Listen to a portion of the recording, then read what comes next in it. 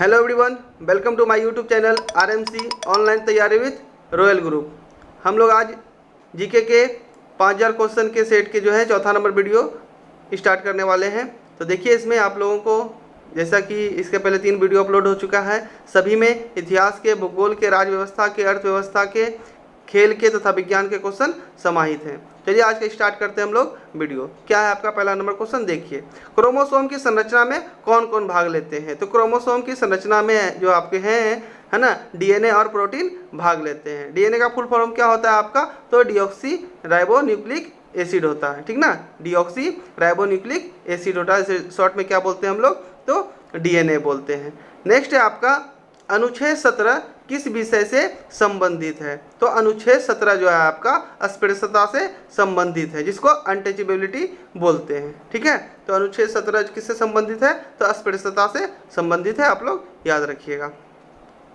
Next है आपका 1 kilogram भार है ना कितने न्यूटन के बराबर होता है। कितने न्यूटन के बराबर होता है, तो 9.81 न्यूटन के बराबर होता है। ये आप लोग ऐसे याद रख सकते हैं, 9.8 न्यूटन, ठीक है। तो 1 किलोग्राम भार है ना, 1 किलोग्राम भार के कितना न्यूटन होता है, 1 किलोग्राम के भार कितना न्यूटन होता है, तो आप याद रखिएगा 9.8 न्यूटन बराबर होता है 1 किलोग्राम, ठीक। नेक्स्ट है आपका चौथा नंबर, उत्तर वैदिक काल के मृत भांडों में किस प्रकार के मृत भांड सर्वोपरि सूचक हैं, ठीक ना। इसका आंसर होगा आपका चित्रित भूसर मृत भांड, ठीक ना, चित्रित भूसर मृत भांड। नेक्स्ट है आपका 5 नंबर, मुक्तेश्वर मंदिर कहाँ स्थित है। तो ये मुक्तेश्वर मंदिर जो है कहाँ स्थित है, तो भुवनेश्वर में स्थित है, ठीक है। इसे आप याद रखिएगा, कहाँ स्थित है, तो भुवनेश्वर में स्थित है। भुवनेश्वर मंदिर जिसे शिव मंदिर और मुक्तेश्वर धाम कहा जाता है, ठीक है। मुक्तेश्वर में स्थित एक प्रमुख धार्मिक केंद्र है। यह मंदिर समुद्र सतह से कितना है, 7000 फुट ऊंचाई पर है, ठीक है, पहाड़ी की चोटी पर स्थित है। 350 वर्ष पुराना यह मंदिर हिंदू भगवान शिव को समर्पित है और हिंदुओं के लिए इसका धार्मिक महत्व जो है बहुत क्या है, अधिक है। तो आप याद रखिएगा मुक्तेश्वर मंदिर कहाँ स्थित है, तो आपका भुवनेश्वर में। नेक्स्ट है आपका छठा नंबर क्वेश्चन, देखिए पृथ्वी का भूमध्य रेखा व्यास कितना है। तो पृथ्वी का भूमध्य रेखा व्यास का अगर कहाँ बात किया जाए तो कितना है, 12,756 किलोमीटर, 12,756 किलोमीटर। तो भूमध्य रेखा पृथ्वी सतह पर उत्तरी ध्रुव एवं दक्षिणी ध्रुव से है ना समान दूरी पर स्थित एक काल्पनिक क्या है आपका रेखा है, ठीक है। याद रखिएगा आप, इस रेखा के उत्तरी ओर है जो 23 डिग्री जो है आपका कर्क रेखा है, तथा दक्षिणी ओर जो आपका है 23 डिग्री क्या है, मकर रेखा है। तो इसका आपका जो क्वेश्चन है था आपका पृथ्वी का भूमध्य रेखीय व्यास कितना है, तो इसका आंसर क्या होगा आपका 12,756 किलोमीटर।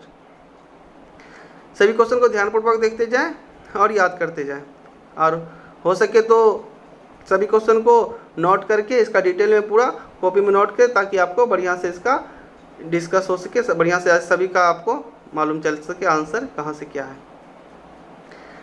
नेक्स्ट है आपका मेडोना, 7 नंबर क्वेश्चन, देखिए क्या कर रहा है, मेडोना किसकी चित्रकृति है। तो मेडोना जो है आपका राफेल की चित्रकृति है, जो कहाँ के थे, तो इटली के। आपका 8 नंबर, भारत की किस पंचवर्षीय योजना में राष्ट्रीय आय की वृद्धि दर न्यूनतम रही, ठीक है। भारत की किस पंचवर्षीय योजना में राष्ट्रीय आय की वृद्धि दर क्या रही, न्यूनतम रही। इसका आपका आंसर होगा तृतीय पंचवर्षीय योजना, ठीक ना। तृतीय पंचवर्षीय योजना के से रिलेटेड इससे पहले वाले वीडियो में भी क्वेश्चन था कि कब से कब तक चला था तृतीय पंचवर्षीय योजना, तो 1961 से लेके 1966 के बीच में। इस योजना को है ना गाडगिल योजना भी कहा जाता है, याद रखिएगा। किसको, तो तृतीय पंचवर्षीय योजना का। इस योजना का जो मुख्य लक्ष्य था अर्थव्यवस्था को गतिमान और आत्मनिर्भर बनाना था, ठीक है। तो यहाँ आपका क्वेश्चन क्या था, क्या भारत की किस पंचवर्षीय योजना में राष्ट्रीय आय की वृद्धि दर न्यूनतम रही। तो आप याद रखिएगा तृतीय पंचवर्षीय योजना, इसका काल कितना था, तो 1961 से लेकर 1966। इसके पहले वाले वीडियो में ऐसा क्वेश्चन था, आपको देखा गया था। नेक्स्ट है आपका 9 नंबर क्वेश्चन, क्या कह रहा है, ऋग्वेद में किस अपराध का सबसे अधिक उल्लेख किया गया है। जैसा कि यहाँ वेद का बात किया जा रहा है, कौन सा वेद, तो आपका ऋग्वेद है ना। तो ऋग्वेद में किस अपराध का सबसे अधिक उल्लेख किया गया है, तो आपके पशुओं की चोरियों का, पशु के चोरी के बारे में उल्लेख किया गया, अपराध के बारे में। जो ऋग्वेद की अगर बात करें तो यह संसार के उन मतलब सर्वप्रथम ग्रंथों में से क्या है, एक है जिसकी किसी रूप में मान्यता आज तक समाज में बनी हुई है। ठीक है, तो यहाँ जो क्वेश्चन था आपका, ऋग्वेद में किस अपराध का सबसे अधिक उल्लेख किया गया है, तो याद रखिएगा आप लोग पशुओं की चोरी का। ठीक है, बार बार एक क्वेश्चन का 2-3 बार पढ़ के अगर आप आंसर समझिएगा तो ज़्यादा बढ़िया रहेगा और आपको याद भी होते चलेगा। ठीक है, तो ध्यान से वीडियो को पूरा देखें। नेक्स्ट है आपका 10 नंबर, साइलेंट वैली किस राज्य में है? तो साइलेंट वैली कहाँ है आपका, तो केरल में है। कहाँ है, केरल में है। तो साइलेंट वैली राष्ट्रीय उद्यान जो है आपका भारत के दक्षिणी मतलब भारत के दक्षिण भारत जो है के केरल राज्य में स्थित है। ठीक है, और ये जिला का नाम पूछा जाए तो ये पलक्कड़ जिले में स्थित है, एक राष्ट्रीय उद्यान है जो नीलगिरी पर्वत में है। ठीक है, याद रखिएगा। यहाँ क्वेश्चन क्या बोला जा रहा था, साइलेंट वैली किस राज्य में है, तो आपका केरल में ये है। नेक्स्ट है आपका 11 नंबर क्वेश्चन, जब 2 इलेक्ट्रॉन एक ही कक्षा में होते हैं तो उनमें क्या पाया जाता है? तो क्या पाया जाता है इसमें, तो आपका विपरीत चक्रण पाया जाता है। 2 इलेक्ट्रॉन होते हैं तो उनमें क्या पाया जाता है, तो क्या पाया जाता है, तो विपरीत चक्रण पाया जाता है। ठीक ना, जे थॉमसन द्वारा जो है 1897 में इलेक्ट्रॉन की खोज की गई थी। ठीक ना, उसके बाद जो है आपका रदरफोर्ड ने 1911 में नाभिक की खोज की और बताया कि परमाणु में इलेक्ट्रॉन के अलावा नाभिक भी होते हैं।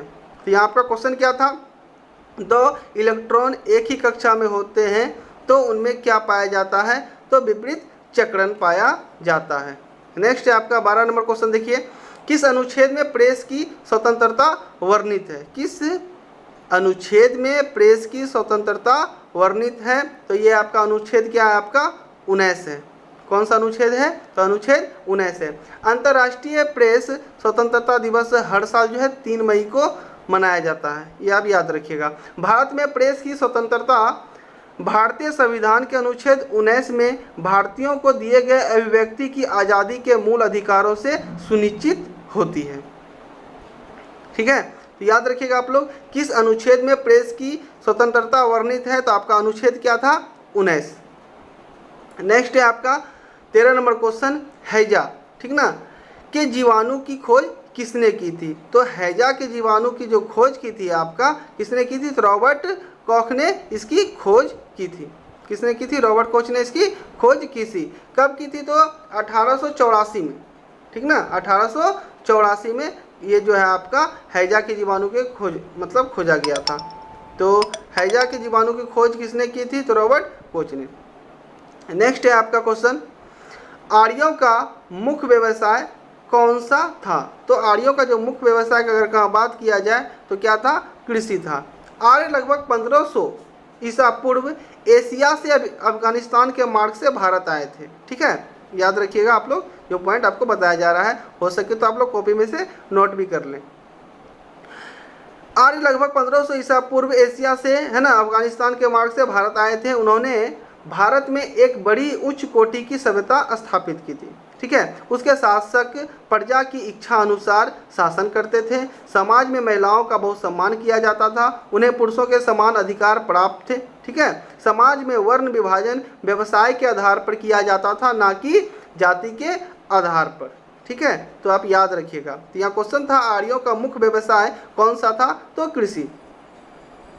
नेक्स्ट है आपका 15 नंबर क्वेश्चन, चैत्य किस धर्म के अनुयायियों का पूजा स्थल है? तो ये चैत्य जो है, चैत्य के बारे में अगर पहले जान लें तो इसका आंसर पहले आप देख लीजिए क्या होता है। तो चैत्य किस धर्म के अनुयायियों का पूजा स्थल है, तो आपका किसका होगा, बौद्ध धर्म का। अगर चैत्य की बात करें तो चैत्य का शाब्दिक अर्थ है चिता संबंधित। ठीक ना, शवदाह के जो हम लोग शवदाह करते हैं, ठीक ना, दाह संस्कार जो इसको बोला जाता है, शवदाह के बाद बचे हुए अवशेषों को भूमि में गाड़कर उनके ऊपर जो समाधि बनाई गई है उन्हीं को प्रारंभ में चैत्य अथवा स्तूप कहा गया था। ठीक है, तो यहाँ पर आपका क्वेश्चन क्या था, चैत्य किस धर्म के अनुयायियों का पूजा स्थल है? तो आप लोग याद रखिएगा, बौद्ध धर्म का। नेक्स्ट आपका पृथ्वी का ध्रुवीय व्यास कितना है? ठीक है, नेक्स्ट आपका क्या है, पृथ्वी का ध्रुवीय व्यास कितना है? तो आप लोग याद रखिएगा, पृथ्वी का जो ध्रुवीय व्यास है आपका 12,714 किलोमीटर है। ठीक ना, 12,700 कितना है आपका? 14 किलोमीटर है। आपका इसके पहले जो क्वेश्चन था आपका, यहाँ पे आपको बताया गया था कि पृथ्वी का भूमध्य रेखीय व्यास कितना है, तो आपको कितना आंसर बताए थे अभी आपको? 12,756 किलोमीटर। ठीक है, और यहाँ आपका क्वेश्चन क्या था कि पृथ्वी का ध्रुवीय व्यास कितना है, तो आपको याद रखना है 12,714 किलोमीटर। भूमध्य रेखा पर पृथ्वी का व्यास अक्ष से अक्ष के व्यास से 43 किलोमीटर यानी कि 27 मील ज़्यादा बड़ा है। ठीक ना, याद रखिएगा। नेक्स्ट है आपका क्वेश्चन, आपका 17 नंबर है, महिलाओं की ओलंपिक में भागीदारी। महिलाओं की ओलंपिक में भागीदारी सबसे पहले है ना किस वर्ष हुई थी?